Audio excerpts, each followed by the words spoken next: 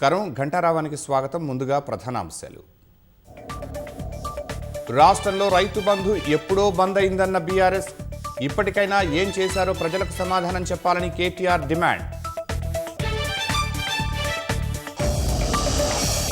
దేశ ప్రజలు బీజేపీ ముక్త భారత్ను కోరుకుంటున్నారన్న కాంగ్రెస్. రాష్ట్రంలో 2 సీట్లు గెలుపొందడము ప్రశ్నార్థకమే అని ఎద్దేవా.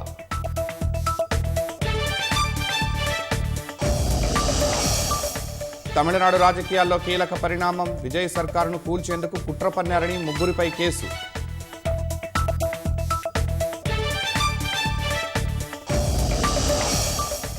అక్రమ వలసలను వ్యతిరేకిస్తూ రోడ్డెక్కిన దక్షిణాఫ్రికా ప్రజలు.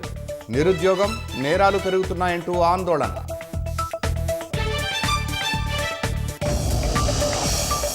ఇరాన్ స్కూలుపై దాడి చేసి 4 నెలలైనా మౌనంగానే అమెరికా.